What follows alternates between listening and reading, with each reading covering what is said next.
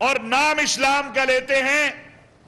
یہ عثمان غنی اور ان کے ماننے والوں کے پیروکار نہیں ہیں، یہ اس تکفیری گروہ کے پیروکار ہیں جس نے سیدنا عثمان غنی کو شہید کیا، سیدنا علی کو شہید کیا، سیدنا حسین کو شہید کیا، سیدنا حسن کو شہید کیا اور سیدنا عمر بن خطاب کو شہید کیا۔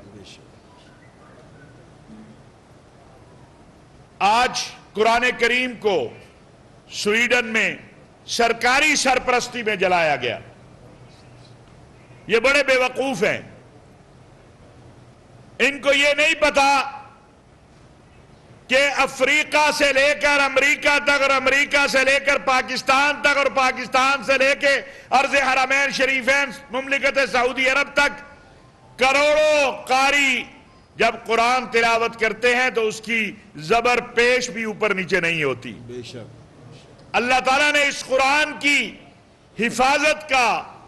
اعلان کر رکھا ہے، اور سیدنا عثمان غنی رضی اللہ تعالیٰ عنہ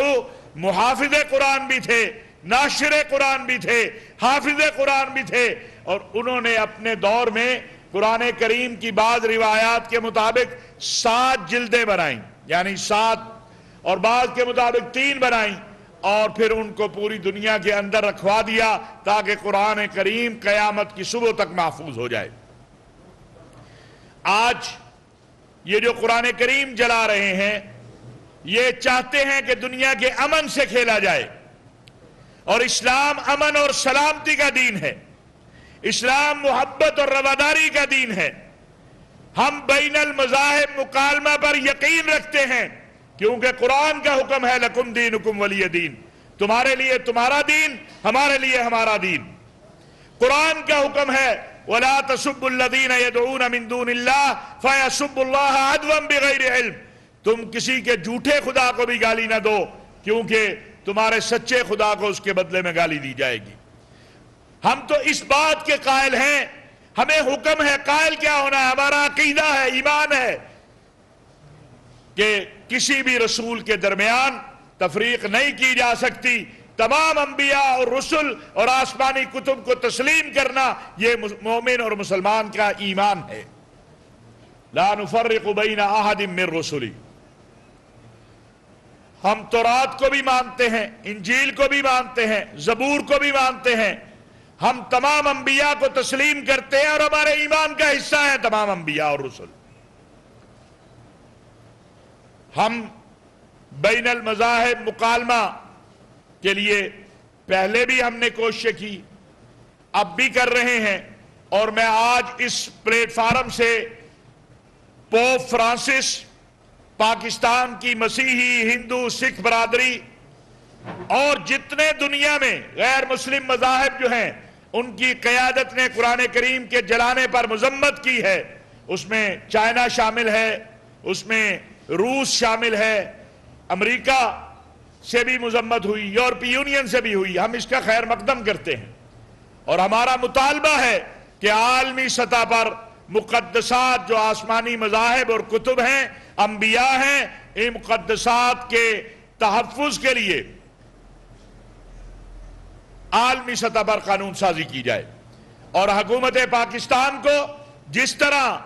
ماضی میں ہم نے اسلامو فوبیا کے اوپر محنت کی اور اسلامی تعاون تنظیم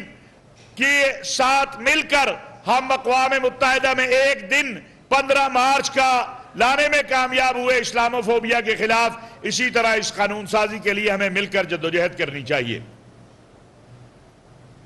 آج چونکہ خلفائے راشدین کا ذکر ہو رہا ہے، اور اس میں اللہ تعالیٰ نے جو سب سے پہلا حکم دیا ہے وہ انصاف ہے۔ خلافت مدینہ کی ریاست، اس کا پہلا جو نقطہ ہے وہ یہ ہے ان اللہ یأمر بالعدل۔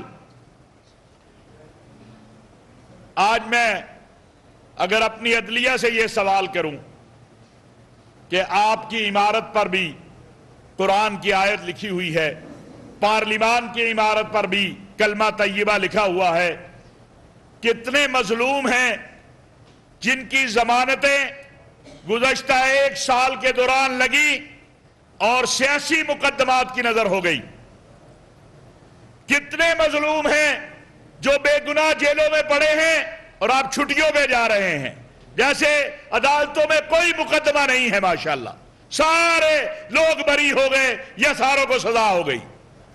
محترم چیف جسٹس صاحب اور جج صاحبان، اس عدالت جس میں آپ بیٹھے ہیں، اس کے بعد ایک اللہ کی عدالت بھی ہے، اور اگر کوئی 1 گھنٹہ بے گناہ جیل میں آپ کی وجہ سے پڑا ہوا ہے تو آپ کو جواب دہ ہونا ہے۔ یہ تو غریب ہیں بیچارے جو جیلوں میں پڑے ہیں۔ ریاست پہ جو حملہ ہوا 9 مئی کو، ریاست پہ جو حملہ ہوا، فوج کے اداروں پہ جو حملہ ہوا، جی ایچ کیو پہ جو حملہ ہوا، 2 ماہ گزر گئے ہیں، ابھی تک ان کیسوں کا بھی ہمیں کچھ ہوتا نظر نہیں آ رہا۔ قوم جاننا چاہتی ہے کہ جو مجرم بڑے واضح تھے، کلیئر تھے، ان کے حوالے سے عدلیہ نے کیا کیا ہے۔ پھر آپ کہتے ہیں کہ جی آرمی ایکٹ کے تحت عدالتیں نہ بھریں۔ جناب، جب آپ انصاف نہیں کریں گے، جب آپ مصلحتوں کا شکار رہیں گے، جب آپ کی عدالتیں سامنے نظر آتے مجرموں کو بھی کہیں نہ کہیں سہولت کاری کرے گی، تو پھر آرمی ایکٹ کیا قوم چاہے گی وہ عدالت بنے جو 24 گھنٹے میں فیصلہ کرے؟ یہاں ریپ ہو جائے، یہاں قتل ہو جائے، یہاں دہشت گردی ہو جائے، کئی سال تک اس کے فیصلے نہیں ہوتے۔ ابھی جب میں آ رہا تھا تو وزیر اعظم صاحب کا میں بیان دیکھ رہا تھا کہ سوشل میڈیا کے اوپر کوئی ہمارے سپہ سالار جنرل حافظ سید آصف منیر صاحب کے حوالے سے کمپین چلائی جا رہی ہے اور فوج کے حوالے سے۔ محترم وزیر اعظم صاحب، ہماری آپ سے بھی گزارش ہے کہ یہ جو کمپین چلانے والے ہیں، ان کو گرفتار کس نے کرنا ہے؟ ان کو سزا کس نے دینی ہے؟ ان کو کٹہرے میں کس نے کھڑا کرنا ہے؟ کون سی مصلحتیں ہیں جو رکاوٹ ہے آپ کے پاؤں کی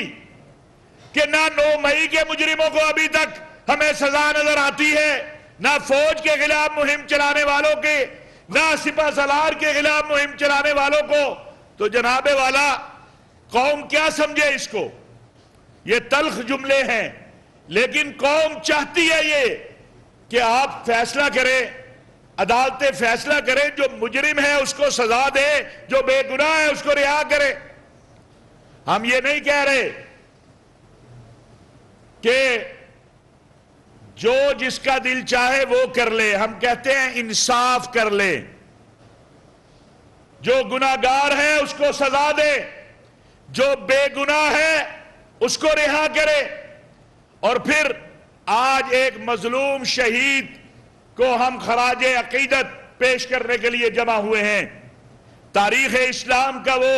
مظلوم ترین شہید سیدنا عثمان غنی، کیا اس ملک کے جو شہداء ہیں ان کے ساتھ جو کچھ ہوا ہے، ان کی یادگاروں کے ساتھ جو کچھ ہوا ہے، ان کے اہل و عیال جو سوال کر رہے ہیں، بندیال صاحب آپ سے بھی کر رہے ہیں، ریاست سے بھی کر رہے ہیں، اس قوم سے بھی کر رہے ہیں، اس حکومت سے بھی کر رہے ہیں کہ جنہوں نے اس ملک کے لیے اپنی جانیں دی، ان کی یادگاروں کو کی بے حرمتی کرنے والوں کے خلاف کیا ایکشن ہوا ہے،